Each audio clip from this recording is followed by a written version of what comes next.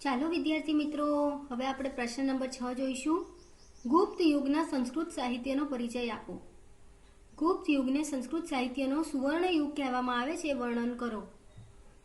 ગુપ્ત યુગ સંસ્કૃત સાહિત્યના કાવ્યો અને નાટકોનો સુવર્ણ યુગ કહેવાય છે.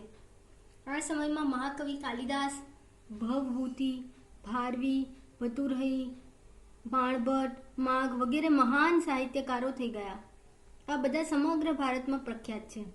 એમાં સૌમાં મહાકવિ કાલિદાસને તેમની કાવ્ય કલા અને ઉત્કૃષ્ટ શૈલીને લીધે વિશ્વ પ્રસિદ્ધિ મળી છે.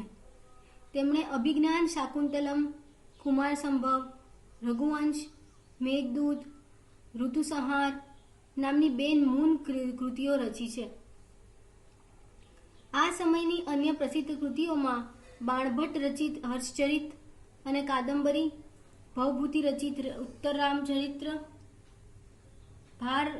ભારવીર રચિત કિરાતાર્જુનીયમ, વિશાખાદત્ત રચિત મુદ્રા રાક્ષસ, શૂદ્ર રચિત મુચ્ચકટિકમ, દંડી રચિત દસકુમાર ચરિત વગેરેનો સમાવેશ થાય છે. રાજકીય પ્રસંગો, પ્રણય પ્રસંગો, રૂપકો, હાસ્ય પ્રસંગો, તત્વજ્ઞાન વગેરે આ ગ્રંથોના મુખ્ય વિષયો છે. ચાલો વિદ્યાર્થી મિત્રો, હવે આપણે પ્રશ્ન નંબર 7 જોઈશું. ગુજરાતી ગદ્ય પદ્ય સાહિત્ય વિશે નોંધ લખો. પ્રાચીન યુગથી જૂની ગુજરાતી ભાષામાં પદ્ય સાહિત્ય રચાતું હતું. સમય જતાં ગુજરાતી ભાષાનો વિકાસ થતાં અનેક કૃતિઓ રચાઈ. નરસિંહ મહેતાના ભક્તિ સાહિત્યથી ગુજરાતી ભાષામાં પદ્ય સાહિત્યનો પ્રારંભ થયો. મીરાબાઈના પદો, અખાના છપ્પા, પ્રેમાનંદના આખ્યાનો, પ્રીતમના પદો, દયારામની ગરબીઓ વગેરેથી મધ્યયુગનું પદ્ય સાહિત્ય સમૃદ્ધ બન્યું છે. અર્વાચીન યુગમાં ઉમાશંકર જોશી, નાનાલાલ, સુંદરમ વગેરે પદ્ય સાહિત્યને સમૃદ્ધ બનાવ્યું છે. અર્વાચીન સમયમાં નર્મદ, નવલરામ, કિશોરલાલ મશરૂવાળા, મહિપતરામ રૂપરામ, ગોવર્ધનરામ ત્રિપાઠી, પન્નાલાલ પટેલ વગેરે સાહિત્યકારોએ ગદ્ય સાહિત્યને સમૃદ્ધ બનાવ્યું છે. પ્રાચીન યુગના તમિલ સાહિત્યનો પરિચય આપો. પ્રાચીન યુગ દરમિયાન તમિલ, તેલુગુ, કન્નડ, મલયાલમ એ 4 દ્રવિડ કુળની ભાષાઓમાં સાહિત્ય રચાયું. તેમાં તમિલ સૌથી જૂની ભાષા છે. તમિલ સાહિત્ય ઈસવીસનના આરંભમાં સમયમાં જ રચાયેલું છે. આ સમયમાં ભારતની પ્રચલિત પરંપરા મુજબ 3 સંગમોની રચના થઈ. એ સંગમોના આશ્રયે અનેક સંતો અને કવિઓને પોતાની કૃતિઓ રચી, જે સંગમ સાહિત્ય તરીકે ઓળખાઈ. રાજનીતિ, યુદ્ધ, પ્રેમ સંબંધ વગેરે સંગમ સાહિત્યના મુખ્ય વિષયો હતા. એત્તુ ઠોકઈ 8 કાવ્યોનું સંકલન, તોલ્કાપ્પિયમ વ્યાકરણ ગ્રંથ અને પથ્થુપાતુ 10 ગીતો એ 3 સંગમ સાહિત્યના પ્રખ્યાત ગ્રંથો છે.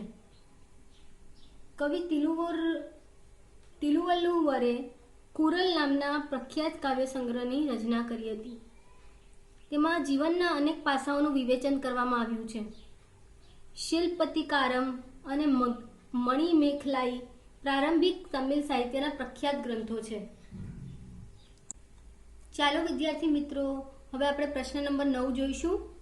મધ્યયુગના સંસ્કૃત સાહિત્યનો ટૂંકમાં પરિચય આપો.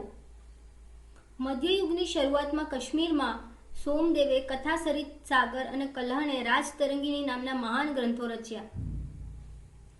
રાજતરંગિણી કાશ્મીરના ઇતિહાસને આલેખતો ઘણો મહત્વનો ગ્રંથ છે. તે ભારતનો સર્વપ્રથમ ઐતિહાસિક ગ્રંથ છે. કવિ જયવેદે ગીત ગોવિંદ નામના કાવ્ય સંગ્રહની રચના કરી. આ કાવ્ય સંગ્રહ સંસ્કૃત સાહિત્યનો અતિ સુંદર કાવ્ય સંગ્રહ છે. દક્ષિણ ભારતમાં શંકરાચાર્યએ ભાષ્યની રચના કરી. ચાલો વિદ્યાર્થી મિત્રો, હવે આપણે પ્રશ્ન નંબર 10 જોઈશું. મધ્યકાલીન યુગના તમિલ સાહિત્યનો પરિચય આપો. મધ્યયુગ દરમિયાન દ્રવિડ કુળની ભાષાઓમાં ઘણું તમિલ સાહિત્ય રચાયું. કન્નડ સાહિત્ય પર જૈન ધર્મની ગાઢ અસર થઈ. જૈન ધર્મની અસર હેઠળ કવિ પંપાએ જૈન તીર્થંકરોના જીવન આધારિત આદિ પુરાણ ગ્રંથ રચ્યો. કવિ પોન્નાએ 16મા જૈન તીર્થંકર શાંતિનાથના જીવન પર શાંતિ પુરાણ નામનો ગ્રંથ તૈયાર કર્યો. કવિ રન્નાએ અજીતનાથ પુરાણ અને ગદાયુદ્ધ નામના ગ્રંથો રચ્યા. આ યુગના કવિઓ પંપા, પોન્ના અને રન્ના પ્રારંભિક કન્નડ સાહિત્યની ત્રિમૂર્તિ ગણાય છે. કવિ કંબલે તમિલ ભાષામાં રામાયણમની રચના કરી. મધ્યયુગમાં મલયાલમ ભાષામાં સાહિત્ય રચવાની શરૂઆત થઈ હતી.